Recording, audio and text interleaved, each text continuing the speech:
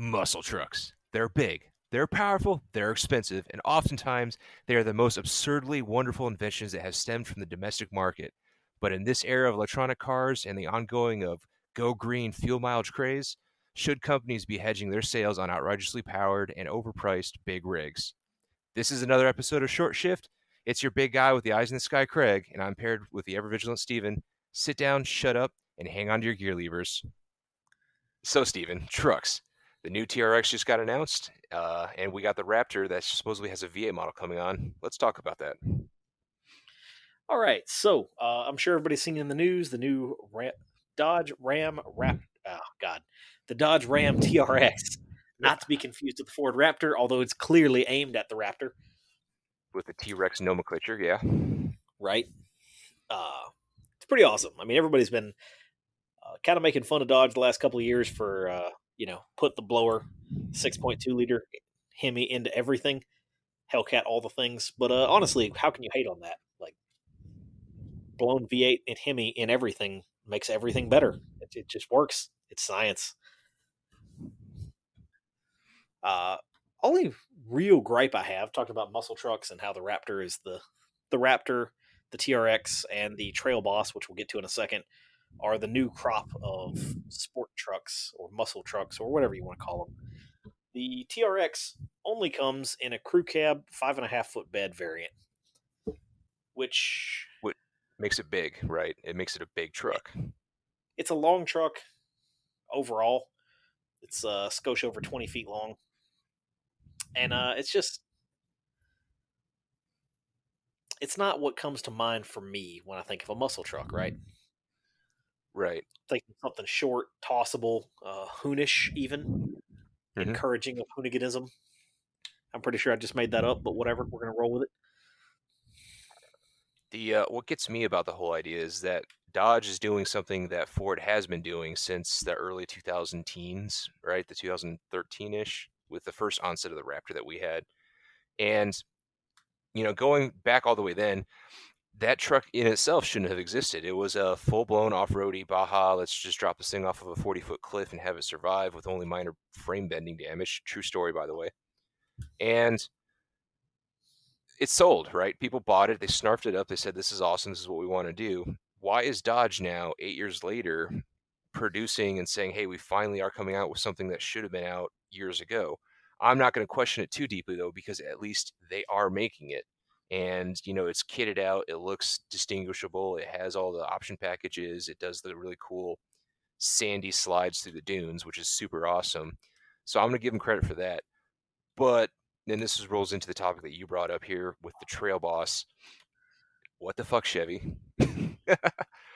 You guys killed the Blazer, right? And we got this watered down limp noodle of a vehicle that has a really cool name. And now we have this Trail Boss, which had a really cool SEMA representation, I think back in 19, maybe it was 18. Yeah, everybody was pretty And stoked that it was going to be cool, and then it just wasn't. yeah, it just wasn't. And now it looks like a lifted Silverado that has an option for V8 whoop-de-doo. And it's not even I say this tongue in cheek, it's not even their good V8. 6.2 is awesome, but it's not like the 7 liter, which would be even awesomer, or supercharged 6.2, which would be just as awesome. To quote Richard Holdner. And for the record here, in case anybody was unaware, the Trail Boss does not dictate that you get a 6.2. That is an option you can get. A lot of Trail Bosses are probably going to be ordered with the 5.3, the same Ecotec V8 that's in, I don't know, approximately a million other Silverados. The Vortec. It's going to be the Gen 4, Yeah, they're or calling it Ecotec now.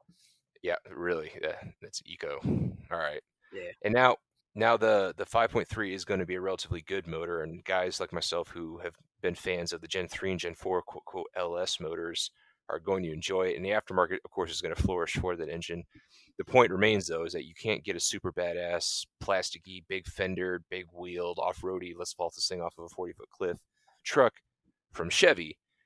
And, as well as this, and Dodge is hopping on it, there's something that's been notoriously missing from all these really cool, badass trucks, and that is the absence of a single cab option. So funny tidbit here, right? And this is not just about those trucks. I mentioned the Ram only comes in crew cab short bed. Trail Boss, same setup, crew cab short bed. The Raptor at least still gives you a extended cab, super short bed, which is kind of a weird option. It's a extended cab with a 5 foot bed, but still, none of these and none of the big three will give you the truck in a regular cab short bed, which is, I think most would agree, the traditional muscle truck that comes to mind is a regular cab short bed.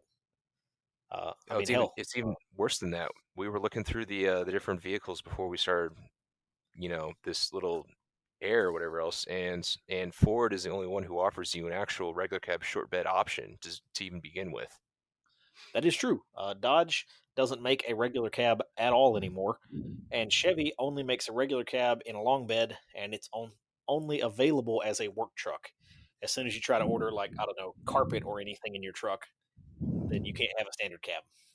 Much less getting it with the super awesome V8. Now, this is with a little caveat. If you're not U.S. market based or probably Canada, I know Mexico guys can have a single cab short bed, and I know that the parts do exist in the inventory. There's a guy down somewhere in Texas who actually did a long bed chopped up frame and put on the short bed from Mexico. He got the part number, and he's rolling around with a perfect, USDM legal short bed Silverado. But I can't help but feel that Chevy's missing That kind of the market here, especially with the people who were the brainchild behind vehicles such as the SSR and the Pontiac G8 and the CTSV. Yeah, it's. I mean, sure, the fact that he can do that is cool, but he shouldn't have to. Oh man, that said, also random shout out. I know I've shouted these guys out before because they're local to me, and I'm going to do it again because they're awesome. Pioneer Ford over in Bremen, Georgia, is doing the Lightning tribute trucks where they're taking an XL, a modern F-150 XL Super Base with a Coyote and Hmm. putting a blower on it and selling it with Lightning badges, and it's awesome because And muscle truck. and it is true to form a single cab short bed with a big power rear wheel drive only, and it's super awesome. I think we're actually looking at a future here where that kind of vehicle is going to be stemmed later and later and more hinged on aftermarket because it doesn't make sales. Dodge, if you actually go back to even I think 2007 with the iteration of the first Hemi return, their most selling vehicle was the quad cab. It was the full full-on four-door, two-row bench seat truck with that V8. And I think, if we're looking at, oh man, what is it? The FCA and whoever else is trying to combine to create another company. I forgot. Stellantis. Stellantis. Yeah. I think what they're doing is saying, hey, whatever sells, keep selling it, but we're going to cut off all the excess, which is something that Dodge does not do. Dodge does not cut off excess. They make stupid vehicles on purpose because it sells. Take a look at the We got to Viper, ask for yourself instance. at a certain point, right? And I get this, right? From a business standpoint, I've done some economics stuff for work and all that. I get it. You sell the products that sell, and you sell the stuff that has a better profit margin. I mean, that's the whole reason Ford is Right. axing their entire car lineup here in the states. Yep. But you got to ask yourself: are we in the business of making electric shavers or whatever the flavor of the year is that's going to make us the most profit, or are we a car company? And in the case of Ford, they've clearly answered that question already. They're in the business of making shavers. Yeah. But I'd like to think that there are still a couple of car companies out there that are about making cars or trucks, whatever, automobiles, and making them to the best of their abilities. And that, I think, is hopefully what we're going to see a little bit more of going forward, right? We were talking about this before we went live that I fully expect a Hellcat Durango is on the horizon somewhere. It's got to be. Oh, absolutely. And on top of that, we would probably also see, I'm probably going to guess we're going to see some sort of other muscly vehicle. SEMA this year, of course, has been canceled, but I'm willing to bet you that we might see maybe a Little Red Express concept, and that's going to create a lot of hype. I think Dodge missed the mark with the Warlock. It's just a blackout package on a Ram and really does nothing. The whole Rebel concept, I think, kind of failed. I don't know why they decided to go that route and then deliver so short. I mean, the But Rebel package was literally nothing but a set of tires and some cool seat covers. Like, right, and in no way was that going to compete with the Raptor. I think this TRX is going to be a much better attempt at it, but I also can't help but feel that the TRX is going to be a little bit more extreme than what people are going to be willing to buy in bulk. But I'm you also would not think complaining because that. 700 horsepower. You would think that, but then again, a lot of people said the same thing about the first generation Raptor, and it Right, sold amazingly well despite 9 miles to the gallon. It's fucking as wide as a Hummer right. and everything else, but people still bought it. Yeah, They're and like, and that's the other thing too is that it sold enough that competitors are starting to make the same thing and try to sell it. So, what do we really know?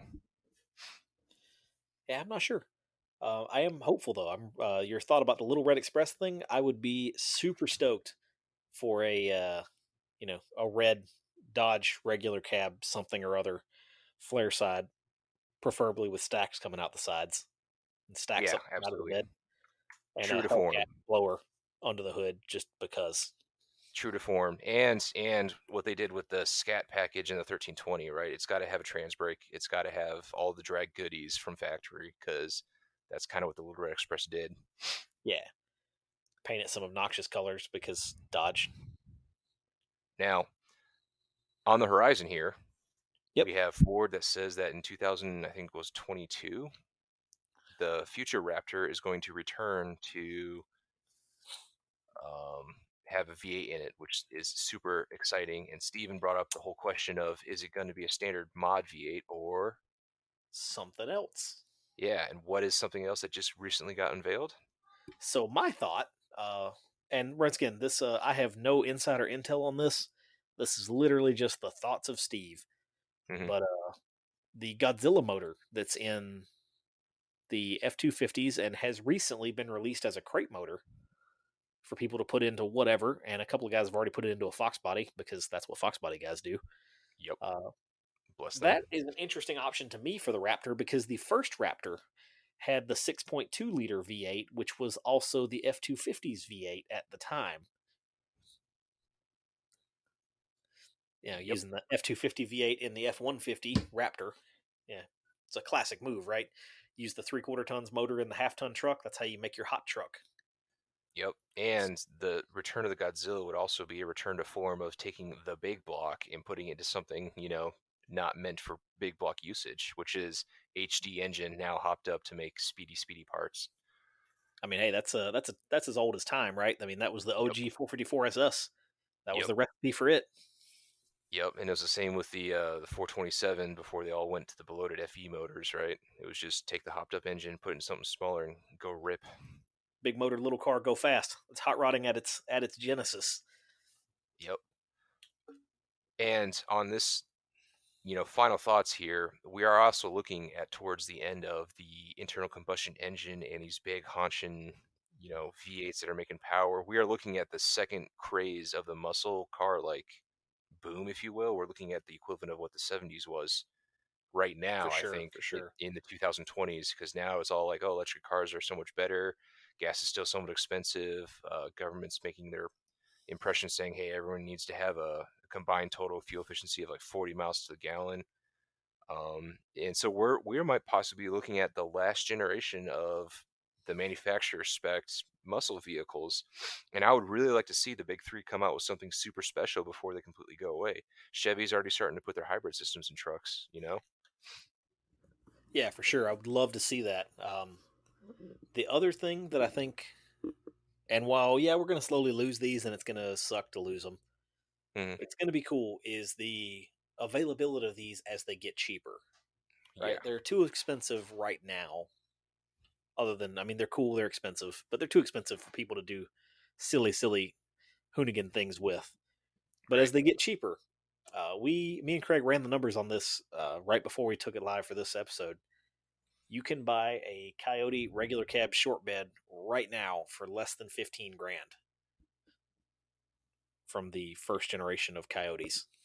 Yep, with the aluminum bodies, by the way, and that's the 6-speed automatic. Still good. Yes, XR80 Coyote truck, and that makes a lot of good argument over well, pretty much anything else as a muscle truck, right? I mean, sure, you could buy an old body Chevy or even a old square body or something, and Hmm. hot rod an LS and jam in there. Stick a 5.3 4L60 in and hot rod it. Yep. But you're not going to make any more power or be any faster for the same money. Yeah. I And just with don't the see it.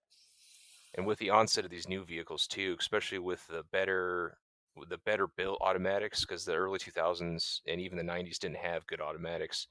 It's going to be, do I want to spend the money for a crate engine and then build up an automatic 480 or something that's going to hold power, or do I just buy something from the factory and put nitrous on it and run 11s, which is very possible to do. And the big engines, Rams are like that too. You just can't get them in a regular cab. And for me, if it's not a short bed regular cab, it's not a sport truck. It's just a utility vehicle that people like to put big tires on and tout around about in. Preach. If it's got more So than 2 doors, it doesn't need sport in the name. right. So on that note as well, I really like what Dodge is doing. Keep it up. Dear Ford, thank you for letting us option a regular cab with a 5.0. Please supercharge it or give us the Godzilla. That would be awesome. And Chevy, get your damn head on straight. Any final thoughts, Steven? No, no, that's pretty much got it there. Chevy has all the parts in their parts bin to build some really cool stuff. They just won't do it. They just got to Uh, do it. Dodge, I'm keeping the faith. They've Hmm. they've done it for us before, doing crazy stuff and pulling it out at the last minute. So I'm gonna Hmm. keep the faith that they're gonna bring us the Little Red Express. And if they don't, well, at least there's still the guys over at Bremen making us the Lightning. Absolutely. And on that note, guys, my name is Craig. You guys can find me on Instagram at nomadic.wheelman, and you can find Steven on Facebook at just can't drive 55. We have a Facebook page with the Broken Axle podcast, and now we have a newly launched YouTube page with the Broken Axle podcast, I believe, as well. Thank you guys for liking, commenting, and subscribing, and I hope to hear from you soon.